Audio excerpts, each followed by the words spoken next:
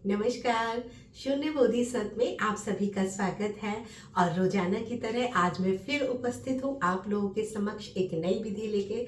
जैसा कि आप जानते ही हैं, नवरात्रि चल रही है, तो आप सभी को सबसे पहले नवरात्रि की बहुत बहुत शुभकामनाएं। और मैं आशा करती हूँ माता रानी की कृपा आप सभी पे बरस रही होगी। तो आज जो माता रानी का जो स्वरूप है वो है स्कंद माता का। स्कंद माता इसलिए उनको कहा जाता है क्योंकि स्कंद कुमार जो है वो कार्तिकेय का दूसरा नाम भी है, तो इसीलिए उन्हें स्कंद माता कहा जाता है। और इससे भी महत्वपूर्ण बात ये है कि आज के दिन स्कंद माता की जो आराधना करते हैं, जो उनकी साधना करते हैं, जो उनके भक्ति भाव से उनसे जो भी प्रार्थना करते हैं, उनकी वो मनोकामना जरूर पूरी होती है। और महत्वपूर्ण क्यों है ये दिन? इसलिए है क्योंकि स्कंद माता जो है वो मोक्ष के लिए बहुत महत्वपूर्ण है, मतलब भव सागर पार कराने के लिए बहुत महत्वपूर्ण है।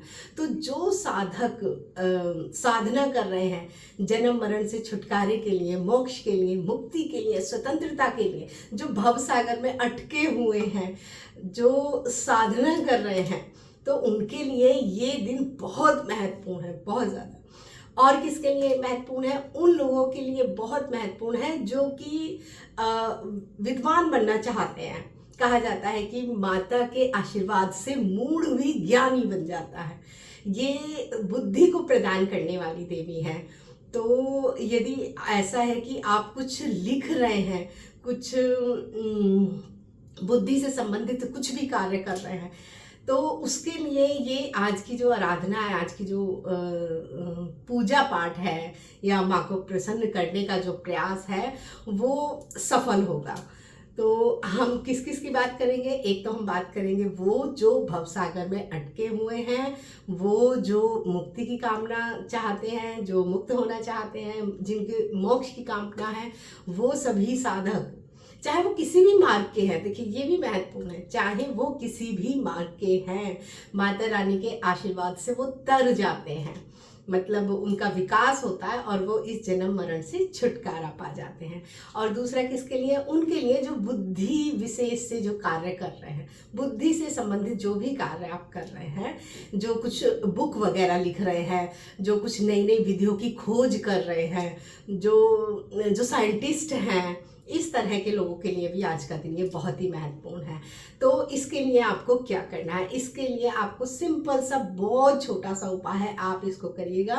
एक मंत्र है, उसका 108 बार जाप करिए। आज से शुरू करना है और उस मंत्र का जाप आपको रोजाना करना है। कब तक करना है? जब तक कि आपको अपने लक्ष्य की प्राप्ति ना हो जाए। कब करना है? कभी भी कर सकते हो, सुबह, दोपहर, शाम, रात, जब भी भाव उठे तब कर सकते हो, क्योंकि भावों का महत्व है।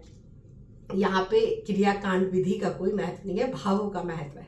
तो 108 बार जो मैं मंत्र बता रही हूँ उसका जाप करें। कब तक करें? जब तक कि आपको लक्ष्य की प्राप्ति नहीं हो जाती। और यदि लक्ष्य की प्राप्ति हो जाती है, फिर अगला और लक्ष्य बनाना है, तो आप उसके लिए इसे कंटिन्यू कर सकते हैं। आप इसे अपने दिनचर्या में भी शामिल कर सकते हैं, जीवन शैली भी इसको बना सकते हैं। तो और यदि ऐसा है कि आप टीचर हैं, किसी को ज्ञान दे रहे हैं या व्यास पद पे हैं, ज्ञान का प्रचार प्रसार कर रहे हैं, तो उनके लिए भी ये बहुत आवश्यक है। तो वो मंत्र है, ध्यान से सुनिएगा। मैं वैसे डिस्क्रिप्शन बॉक्स में नीचे उस मंत्र को मैं लिख के भी दे दूंगी। वो मंत्र है, या देवी सर्वभूतेषु बुद्धि रूपेण संस्थिता नमस्तस्यै नमस्तस्यै नमस्तस्यै नमो नमः। या देवी सर्वभूतेषु बुद्धि रूपेण संस्थिता नमस्तस्यै नमस्तस्यै नमस्तस्यै नमो नमः। तो मैं आशा करती हूँ कि आप लोगों को ये मेरी वीडियो पसंद आई होगी, बहुत ज्ञानवर्धक होगी और आपके जीवन में भी ये उपयोगी होगी। इसी के साथ ही मैं आज विदा लेती हूँ और हम कल फिर मिलेंगे माता के एक नए स्वरूप के साथ और एक नई विधि के साथ। तो जो भी मूढ़ हैं, जो ज्ञानी बनना चाहते हैं या जो भवसागर को पार करना चाहते हैं या कुछ रचनाएं लिखना चाहते हैं, कुछ कविताएं, कुछ रिसर्च पेपर वगैरह लिखना चाहते हैं, जो साइंटिस्ट हैं, उन सब के लिए आज माता रानी की कृपा बरसने वाली है। निसंदेह इतना सा भी संदेह मत रखना, निसंदेह इस मंत्र का जाप करते चलो और आप खुद देखोगे आपकी बुद्धि एक कनेक्ट हो जाएगी उस परम के साथ में, कनेक्ट हो जाएगी और आप जो भी लिखोगे जो भी बोलोगे वो सत्य होता चला जाएगा। तो इसी के साथ ही मैं आपसे विदा लेती हूँ। बहुत बहुत धन्यवाद।